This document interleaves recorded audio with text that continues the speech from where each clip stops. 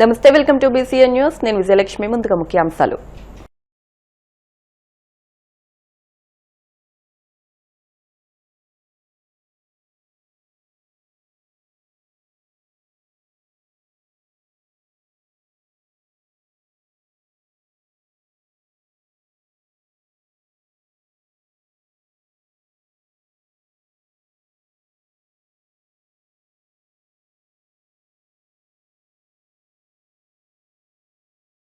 ఆంధ్రప్రదేశ్ సాగునీటి ప్రాజెక్టులకు సంబంధించిన పెండింగ్ అంశాలపై సీఎం చంద్రబాబు దృష్టి సారించారు. రాష్ట్రానికి రావాల్సిన నిధులు, అనుమతుల సాధనే లక్ష్యంగా ఢిల్లీలో కేంద్ర జలశక్తి శాఖ మంత్రి సీఆర్ పాటిల్తో సమావేశమయ్యారు. రాష్ట్రానికి జీవనాధారమైన పోలవరం ప్రాజెక్టుతో పాటు జలజీవన్ మిషన్, ఇతర పథకాలకు నిధుల విడుదల, అంతర్రాష్ట్ర నదీ జలాల వివాదాలపై ఈ భేటీలో ప్రధానంగా చర్చించారు. అనంతరం రాష్ట్ర జలవనరుల శాఖ మంత్రి నిమ్మల రామానాయుడు మీడియాతో మాట్లాడారు. బంగాళాఖాతంలో కలిసిపోతున్న గోదావరి వృధా జలాలను దిగువ రాష్ట్రమైన ఆంధ్రప్రదేశ్ వాడుకుంటామంటే ఎవరికి ఏ అభ్యంతరం ఉండవలసిన అవసరం లేదని స్పష్టం చేశారు. పోలవరం ప్రాజెక్టులో వివిధ పనులకు పెండింగ్ లో ఉన్న అనుమతులు వచ్చేలా చూడాలని కోరినట్లు చెప్పారు. ఆంధ్రప్రదేశ్ రాష్ట్రం ఆ రోజు 2014లో విభజన జరిగిన తర్వాత మరి యొక్క రాష్ట్ర అభివృద్ధికి సంబంధించి, ఇరిగేషన్ కి సంబంధించి కేంద్రం పర్టికులర్ గా పోలవరం ప్రాజెక్టుని జాతీయ ప్రాజెక్టుగా పూర్తి చేయడంలో అందిస్తున్నటువంటి సాయంకి కృతజ్ఞతలు చెప్పడం జరిగింది.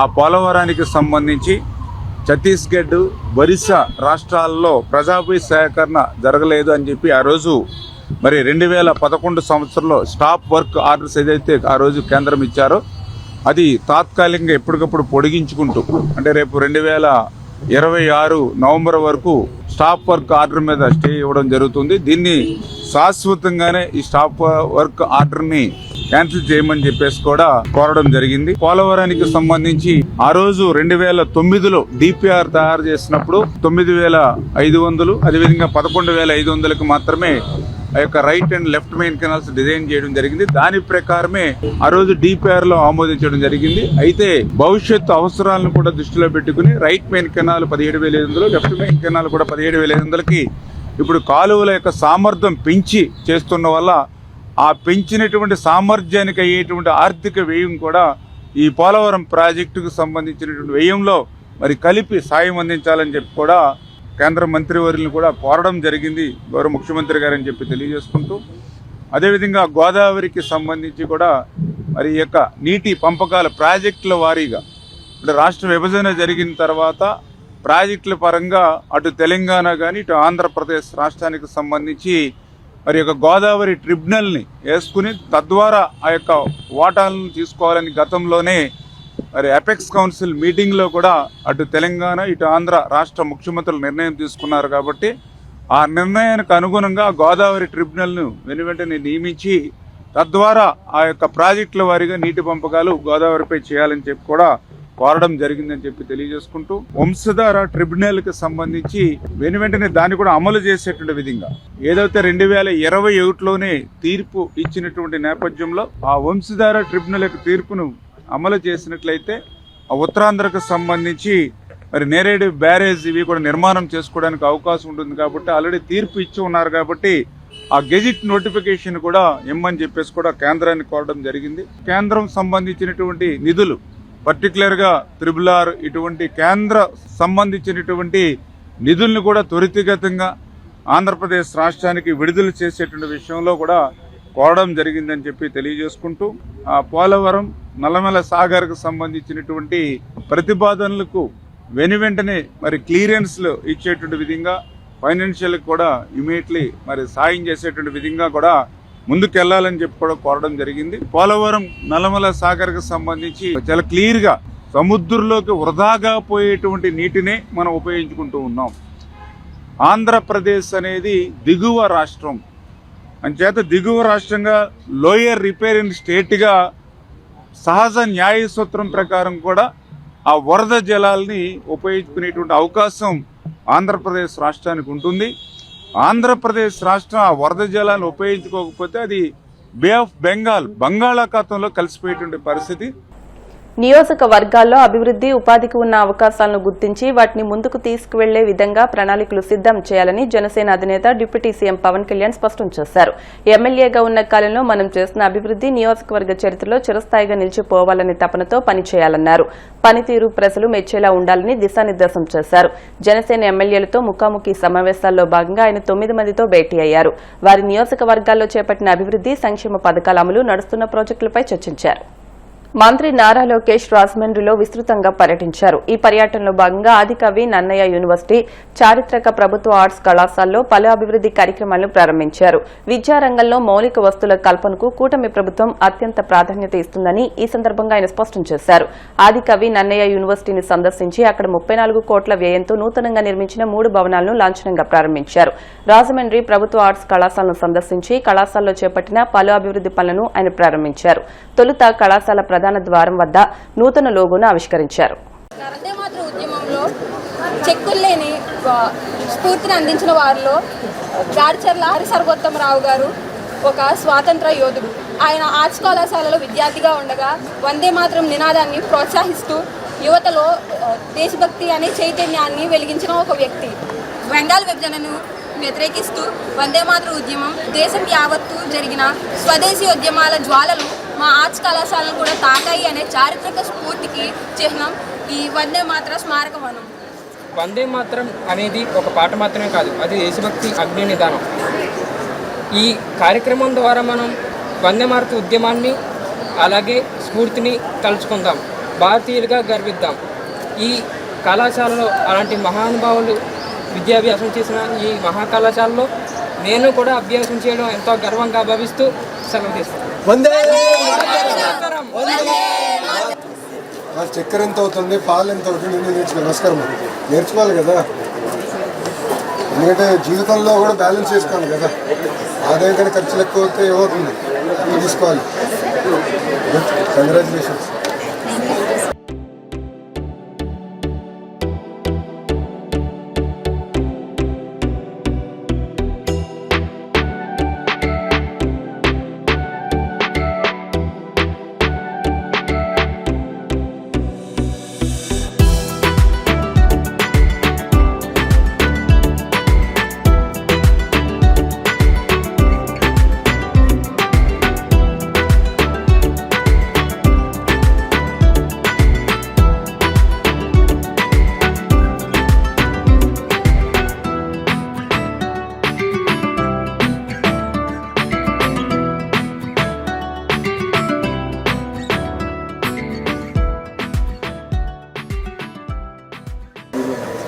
Rajahmundry library this is inspiring.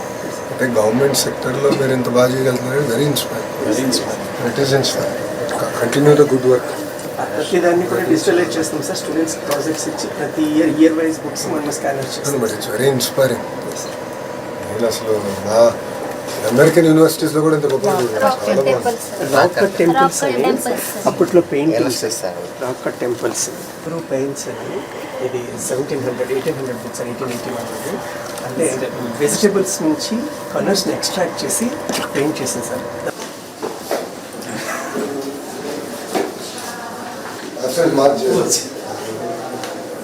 Agarity was great heritage and well saved for the future.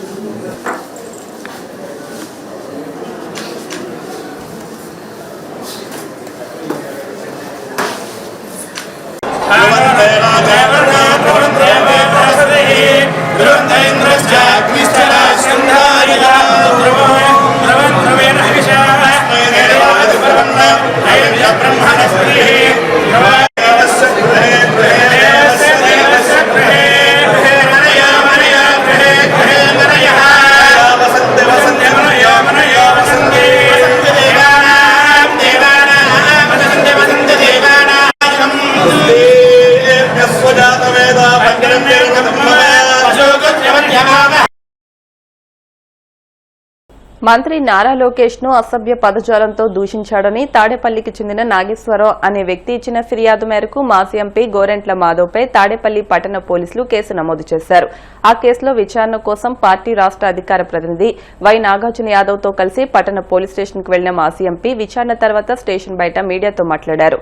కేవలం ప్రభుత్వాన్ని విమర్శించినందుకే వైసీపీ నాయకులపై కేసులు పెడుతున్న పోలీసులు మాజీ సీఎం జగన్ ని వైసీపీ నాయకులు తీవ్ర పదజాలంతో దూషిస్తున్న కూటమి నాయకులు కార్యకర్తలపై కనీసం ఫిర్యాదులు కూడా స్వీకరించడం లేదని విమర్శించారు. రాష్ట్రంలో పౌరుల హక్కులను, వ్యక్తిగత స్వేచ్ఛను కాలరాస్తూ అప్రకటిత ఎమర్జెన్సీని తలపించేలా సీఎం చంద్రబాబు పాలన సాగిస్తున్నారని దుయ్యబట్టారు. రాజ్యాంగాన్ని చదువుకుంటే నీకు ప్రజాస్వామ్యం అర్థమవుతుంది. ప్రజాస్వామ్యం అంటేనే పాలకపక్షం ఉంటుంది, ప్రతిపక్షం ఉంటుంది. ప్రతిపక్షం అంటేనే ప్రశ్నించే హక్కు ఉంటుంది. అలాంటి ప్రశ్నించే హక్కును ఉక్కుపాదంతో ఈ రాష్ట్రంలో అణచివేస్తున్నారు. మీరు చేస్తున్న ఆకృత్యాలను, మీరు చేస్తున్న ఆటవిక పాలనను మేము మా పేపర్లలో రాస్తానో, లేదా మా టీవీలలో మాట్లాడితేనో, లేదా సోషల్ మీడియాలో ఏదైనా పోస్టులు పెడితే ఇమ్మీడియట్గా కేసులు కట్టి మమ్మల్ని రాష్ట్రం అంతటా కూడా జైళ్లకు పంపే కార్యక్రమం మీరు మొదట ముఖ్యమంత్రి అయిన రోజు నుంచి ఇప్పటి వరకు కొనసాగిస్తూనే ఉన్నారు. దయచేసి మేము కూడా మా పార్టీ లీడర్లను, మా మాజీ ముఖ్యమంత్రి వైఎస్ జగన్మోహన్ రెడ్డి గారిని మొదలుకొని మా ఎమ్మెల్యేలను, మా మాజీ ఎంపీలను, మినిస్టర్లను, తర్వాత మా లీడర్లను అందరినీ కూడా విపరీతమైన అనాగరికమైన భాషలో మీరు కూడా తిడతా ఉన్నారు. నేను మా వైఎస్ఆర్ కాంగ్రెస్ పార్టీ శ్రేణులు కూడా ఎక్కడికెక్కడ రాష్ట్రమంతటా కూడా ఇలాంటి కేసులనే ఇప్పుడు నా మీద ఏ కేసునైతే పెట్టినారో అలాగే మేము కూడా ప్రతి పోలీస్ స్టేషన్లలో కంప్లైంట్లను ఇవ్వబోతున్నాం. దానిని కూడా కేసులు రిజిస్టర్ చేయవలసిందిగా డీజీపీ గారు పోలీస్ వ్యవస్థను కూడా ఆదేశించాలని ఈ సందర్భంగా కోరుకుంటున్నాను. ఈరోజు మేము అడుగుతుంది ఏంటంటే, ఆయన బడుగు బలహీన వర్గాల జాతులకు చెందినటువంటి ఆ వ్యక్తి, వెనుకబడినటువంటి రాయలసీమ ప్రాంతానికి నుంచి చెందిన వ్యక్తి, కష్టపడి చదువుకొని ఈరోజు మాజీ ప్రభుత్వ ఉద్యోగ, మాజీ పోలీస్ అధికారిగా ఎన్నో రకాలైనటువంటి రాష్ట్రానికి సేవ చేసిన వ్యక్తి, మాజీ ఎంపీ గారు కూడా. ఆయన ఏదో మా బడుగు బలహీన సామాజిక వర్గాలు, మా యాదవులైనా, మా కురుబలైనా ఏదో మేము మాట్లాడుకునేటట్టు మా మాండలికమో లేకపోతే మాకున్నటువంటి యాస భాషలతో ఏదో లోకేష్ గారి పైన కాస్త విమర్శనాత్మకంగా, వ్యంగ్యంగా ఏదో మాట్లాడేది కేసు పెట్టాడు. ఈరోజు నేను అడుగుతున్నాను సార్, మా గోరంట్ల మాధవ్ గారి పైన కేసు పెట్టారు. ఎందుకంటే బీసీ నాయకుడు కాబట్టి, మాజీ ఎంపీ కాబట్టి, కురుబ సామాజిక వర్గానికి చెందిన వ్యక్తి కాబట్టి, ఆయన మీకు చాలా తక్కువగా కనపడుతున్నాడు కాబట్టి కేసు పెట్టారు. నేను అడుగుతున్నా, రాష్ట్ర ముఖ్యమంత్రిని బోషడికే అని సంబోధించినటువంటి పట్టాభిపై నేను చర్యలు తీసుకుంది. ఆ రోజు మీరు అప్పట్లో పట్టాభి మీద కేసు పెట్టాలని అంటే మీరు ఏం చెప్పారు? ప్రజాస్వామ్యకు విఘాతం కలుగుతుంది. మరి ఈరోజు బీసీ నాయకుడు, మాజీ ఎంపీ ఈయన పైన కేసు పెడితే ప్రజాస్వామ్యం ప్రద్దవిల్లిందా? ఈరోజు మిమ్మల్ని అందరినీ అడుగుతున్నాను, వాడెవడో పేరు కిరాకార్పి అని ఒక జీతగాడు ఒకడెవడో ఉన్నాడు. వాడి మీద ఏదైనా కేసు పెట్టి వాడికి కనీసం 41 నోటీస్ ఎప్పుడన్నా ఇచ్చారా? మరొకడు సీమరాజా అని ఇంకొకడు ఎవడో ఉన్నాడు, వాడి ఐడెంటిటీ కూడా తెలియదు, వాడు యాడ్ ఉంటాడో ఏందో కూడా తెలియదు. వాడిపైన ఏమైనా చర్యలు తీసుకున్నారా? వైఎస్ఆర్ కాంగ్రెస్ పార్టీ కుటుంబ సభ్యుల్ని, జగన్మోహన్ రెడ్డి గారి కుటుంబ సభ్యుల్ని, జగన్మోహన్ రెడ్డి గారిని నోటికొచ్చినట్టు మాట్లాడుతుంటే, విష ప్రచారం చేస్తుంటే, బూతులు తిడుతుంటే, ఆ కిరాకార్పి పైన, ఆ సీమరాజు పైన, తెలుగుదేశం పార్టీ అధికారిక, అనాధికారిక ప్రతినిధుల పైన ఏ రోజైనా కేసు పెట్టారా? ఏ రోజైనా వాళ్ళని విచారణ చేశారా? కానీ అవేమీ చేయకుండా ఈరోజు బీసీ నాయకుడైనటువంటి గోరంట్ల మాధవ్ గారి పైన కేసు పెట్టడమే కాకుండా మళ్ళీ ఆయన స్టేషన్కి పిలిచి 41 నోటీస్ చేస్తున్నారు. పోలీసులకి ఏమైనా పని ఉందండి? అదేవిధంగా ఉద్యమిస్తున్నటువంటి ఎంతోమంది జర్నలిస్టుల పైన వాటి మీద కూడా కేసులు పెట్టేటువంటి ప్రభుత్వం ఇది జరుగుతుంది.